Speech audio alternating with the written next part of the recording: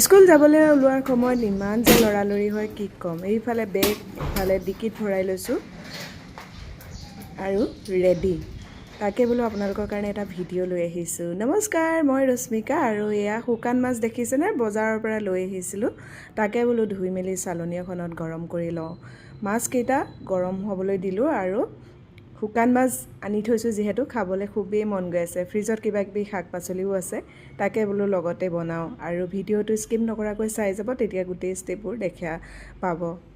এইখন চালনী অনাৰ পাছৰ পৰা পুৰিবলৈ বিৰাটেই ভাল হৈছে। বিলাহীয়ে হওক, পিঁয়াজেই হওক, নহৰু, আদা সকলোবোৰ ধুনীয়াকৈ পুৰিব পাৰি।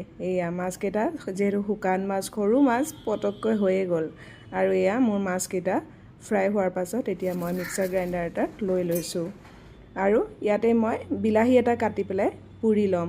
টুকুৰ টুকুৰকৈ দিছোঁ যাতে সোনকালে হয়, আৰু যিহেতু লাগি থাকিবলৈ বেছি সময় নাই, 1 ঘণ্টাৰ ভিতৰতে সকলোবোৰ বনাব লাগিব আৰু আজি 2টা ৰেচিপি বনাইছোঁ যিহেতু। বিলাহীখিনি পুৰি হৈ গ'ল আৰু তাতে দি দিলোঁ। এতিয়া দিম নহৰু, আদা আৰু কেঁচা জলকীয়া। ভোট জলকীয়াও আছে, কিন্তু কেঁচা জলকীয়া পুৰি দিলে তাৰ গোন্ধটো বেলেগ আহে। সেইকাৰণে মই বোলো ইয়াৰ লোভটো সামৰিব নোৱাৰিলোঁ আৰু জলকীয়া দি দিলোঁ। এতিয়া অকণমান সেকি ল'ম। মুঠতে পুৰাৰ গোন্ধ এটা আহিলে আৰু হৈয়ে গ'ল বুলি ক'ব পাৰি।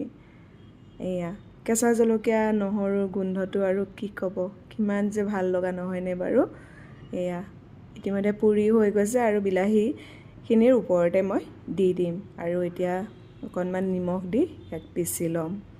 বজাৰৰ পৰা অনা শাক পাচলি আছে, গতিকে দেখিছেনে, সেউজীয়া সেউজীয়া মান ধনিয়া, পদিনা আৰু মচন্দৰী বজাৰলৈ গ'লে লৈয়ে আহোঁ। 1 মুঠি আনিছিলোঁ, খোৱাই হোৱা নাই, তাৰে বোলো 2 খিলামান ওলাই লওঁ।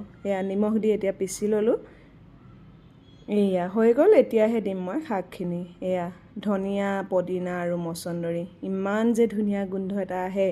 ইয়াতে দিম ভোট জলকীয়া এডোখৰ। কেঁচা জলকীয়া দিওঁতে সেয়ে জোখমতে দিছিলোঁ যাতে ভোট জলকীয়াৰ সৈতে বেলেঞ্চ হৈ যায় জ্বলাটো। ভোট জলকীয়া দি আকৌ গোটেইখিনি পিচি ল'ম। নিমখ এবাৰেই দিছোঁ, জোখমতে দিছোঁ। নিমখৰ হিচাপটো আপোনালোকে নিজৰ মতে দিব। এইখিনি পিচি হৈ গ'ল। এতিয়া বাতি এটাত ওলাই লওঁ আৰু ইয়াতে আৰু 2টা বস্তু দিম, তাকে চাই থাকক, শেষলৈকে গম পাব। যিহেতু চাটনি বনাইছোঁ, ইয়াত টেঙা আছে, গতিকে কাঁহৰ বাতি ব্যৱহাৰ কৰা নাই, চিচাৰৰ বাতি এটাতে উলিয়াই লৈছোঁ। শেষত দিলোঁ নেমুৰ ৰস অকণমান চেপি দিলোঁ আৰু নেমুকণৰ ৰস চাটনিত দিলে কিমান সোৱাদ লগা হয় সেইটোতো জানেই নহয়নে বাৰু।